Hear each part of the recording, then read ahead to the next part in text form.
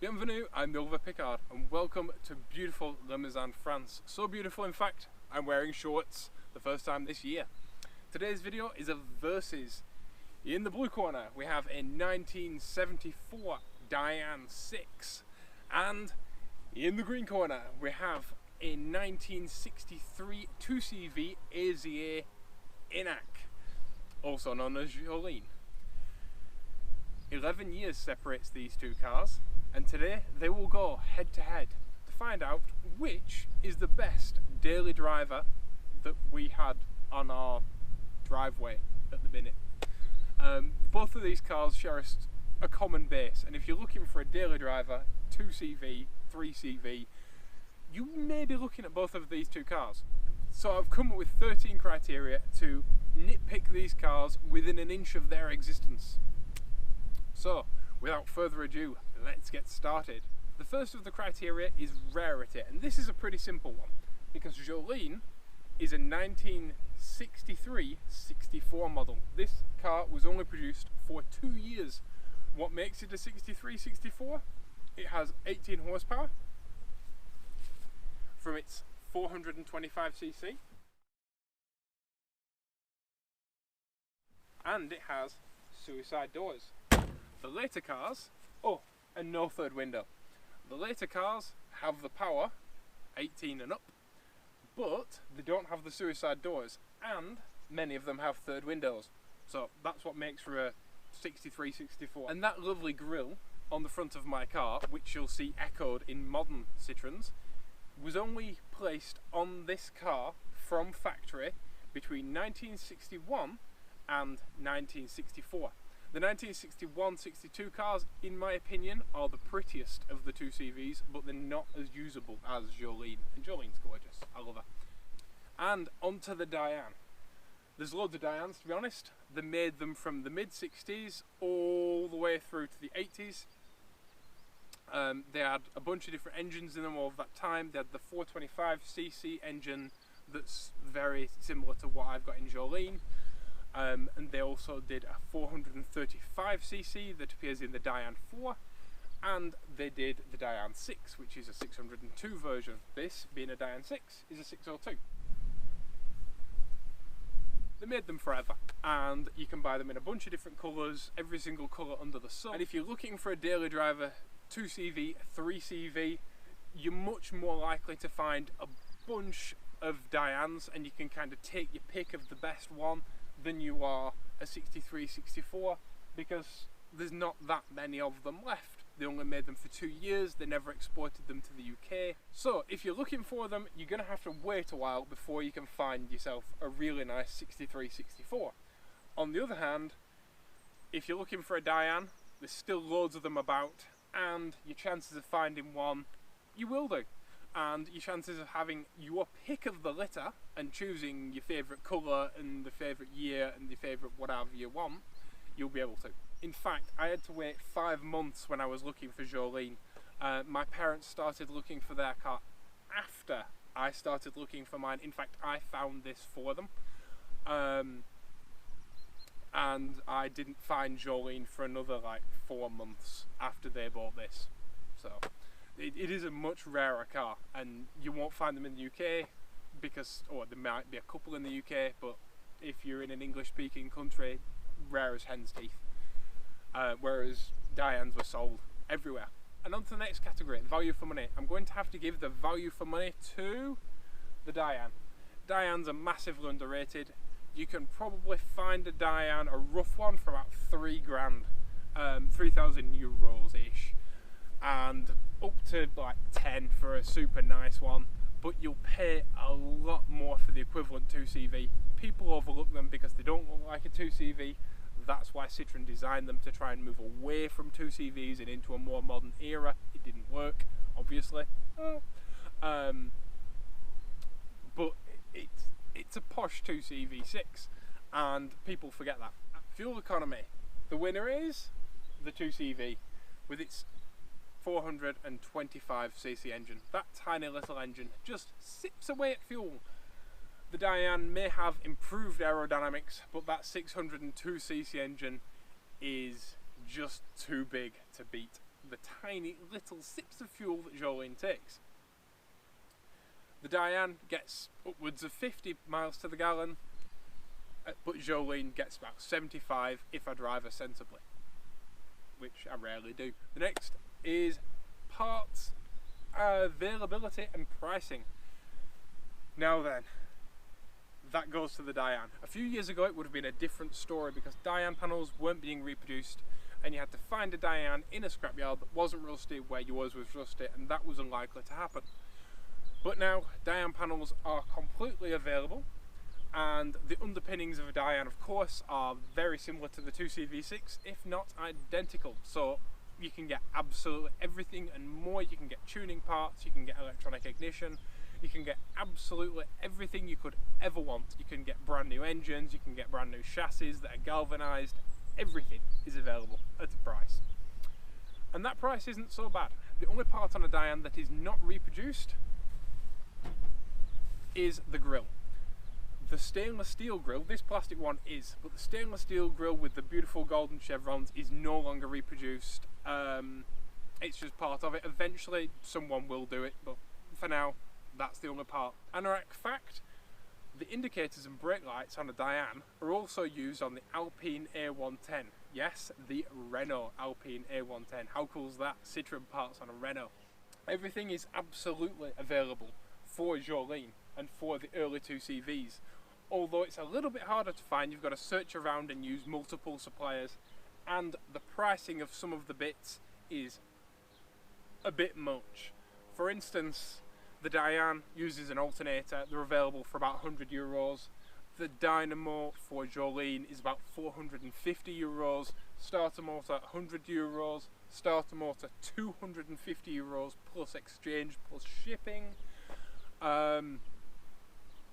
So there's some parts that are quite expensive. Replacement doors are quite expensive. The rear valance is quite expensive. Like, there's quite a few bits that are quite a bit of money, unfortunately, but it's all still available. And of course both of these cars are wearing the same Michelin X 125 15-inch tyres, which are readily available. On to the next category, ease of maintenance. Both of these cars are about as simple as cars get. If the Early Learning Centre made a car for children to learn about how to fix a car, it would look a lot like a 2CV, although there is a common ailment amongst Citroen owners known as Citroen back, because everything on a Citroen is really low down, and so you end up like this and you end up with a bad back. But the easiest car to work on here by far is Jolene. Being a bit older, she's simpler, she has less parts, and things are just easier to get to. For instance, if you want to replace the condenser on the ignition, which is where the distributor is, that's roughly behind the number plate on each of these cars. And to replace it on the Dyane, you actually have to remove all the front valance, and it takes about half an hour. On Jolene, you just remove the fan and it takes about 5 minutes. So the winner is Jolene. The next category is something we all live in fear of, and that is rust. Between these two cars, the winner of the rustiest or the easiest rusted car would go to the Dyane. The older Citroen 2CVs were made during what was called the Plans Pont, which was a rationing of metals in France after the war. And they basically recycled all the metal they could from panzer tanks and jeeps and ammunitions and guns and anything they could find. And the metal that they produced was full of imperfections and was tough as old boots. And older 2CVs like this are incredibly resistant to rusting. The chassis can rust, of course everything can rust, but you'll often find older 2CVs with patina, whereas 2CV6s and Dyanes don't patina so well because they usually rot through. These guys patina, these guys rust. It's just the way it is. 1970s saw different metals, and if you buy a Spanish built car or a Portuguese built car from after 1986, I think it is, they rust a lot more, and they were built a lot cheaper with much lower quality metal. But this Dyane, being in 1974, she's still pretty good. Our next category is utility. Now then, both of these cars have a hatchback.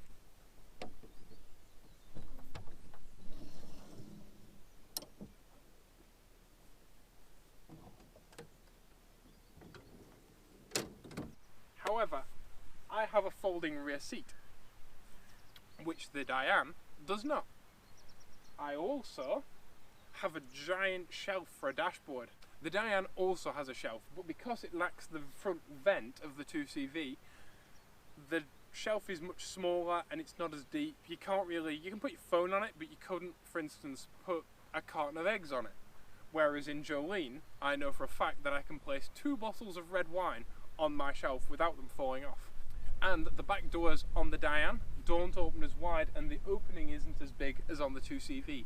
So for everyday utility, I would hand it to the 2CV, definitely.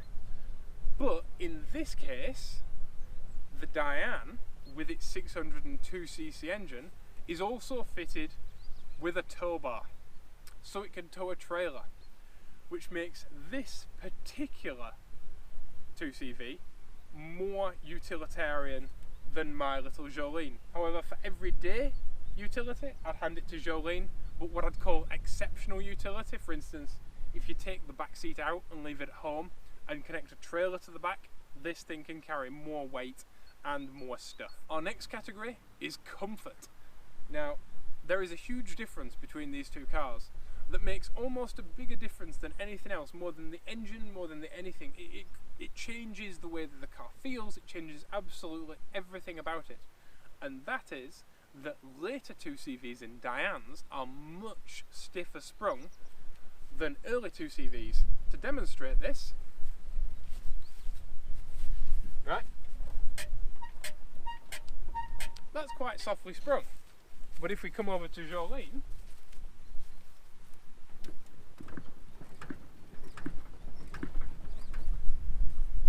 she is much softer sprung. Also, the Dyane has shock absorbers at the back in this model.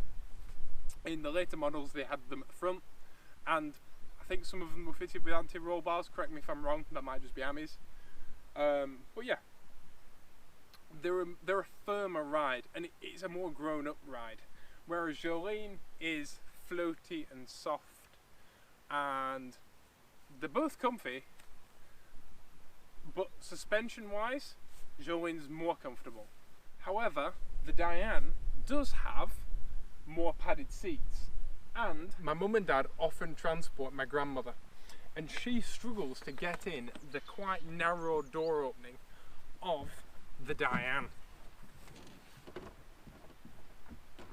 I can get in the back without hitting my head on the roof, which I actually can't do in any other car, and I'm 6'6". And at the rear, the 2CV has a much bigger door base than a Dyane, and the doors open to 90 degrees, making a much more comfortable ingress and egress for my grandmother. And I must say that the heater in Jolene is also far superior to that of the Dyane. I'm able to get in Jolene behind myself. The bench seat is actually set up for me at the minute. But as you can see, because of the curved roof of Jolene, even though the Dyane has a lower roof line than the 2CV, I don't have as much headroom in here. If you've got tall people in the back, consider a Dyane, but Jolene's the most comfortable. No shock absorbers wins, it's super floaty, it's super soft, and it's super luxurious. Both of these cars are fitted with dynamo, I must say, so noise doesn't really come into it between these two specific 2CVs because they're both dynamated, although the Dyane has 2 kits of dynamo in, so she's very quiet. Jolene, you get up some exhaust noise and you get some burble from the carburetor, and she still makes nice classic car noises, whereas this is a lot quieter than Jolene, but Jolene makes a nicer noise. Anyway, comfort wise, Jolene gets it, the 2CV wins that one. And then our next category, and there's no getting away from it, power The 2CV has 18 brake horsepower. The Dyane has 32. The Dyane wins.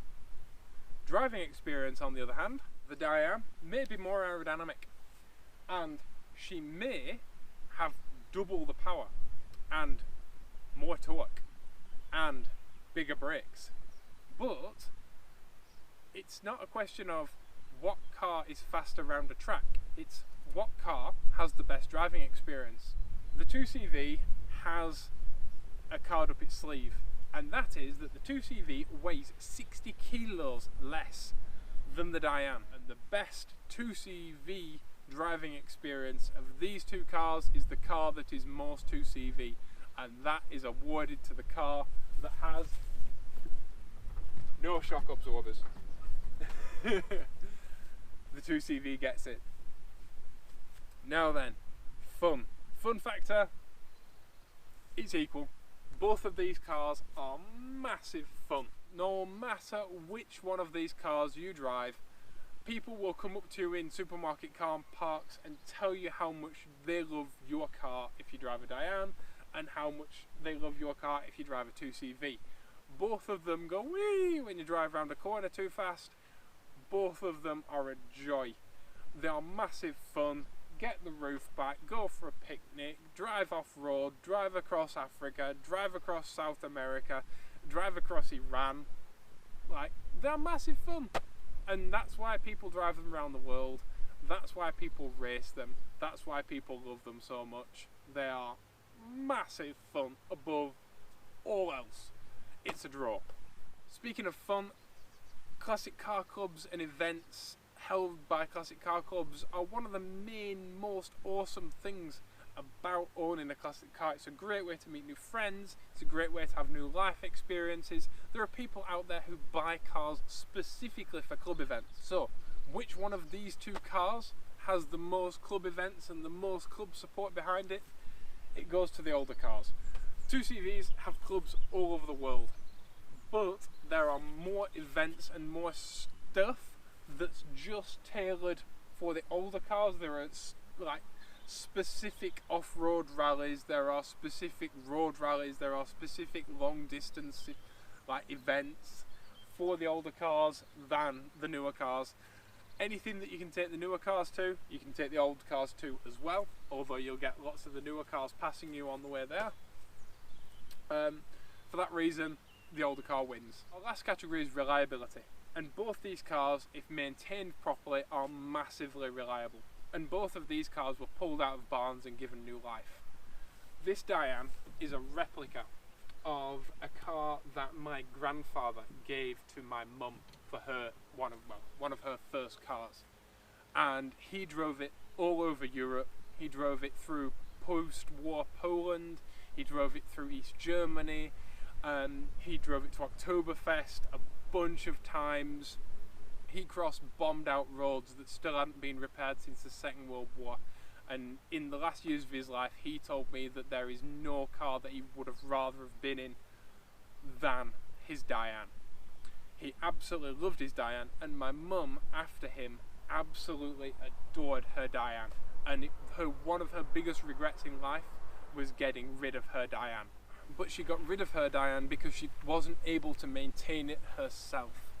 And therein lies the rub. Both of these cars are absolutely fantastic, but at the end of the day they are classic cars, and they do need work, and they do need love, and they do need to be worked on and fettled. If you are willing to learn, or you are already up to the task, it doesn't get more simple than these two cars next to me. In fact, I'd go as far to say that these are two of the best daily drivers at pretty much any price money can buy, because they turn absolutely every journey into an utter joy. And with that, I thank you for watching this video. Please don't forget to subscribe for new videos absolutely free every week by hitting the subscribe button down below, or clicking the button at the end of this video that looks like my face. While you're there, click like, and please be awesome to each other, and I'll see you all in the next video. Bye bye. Baby, let's fly.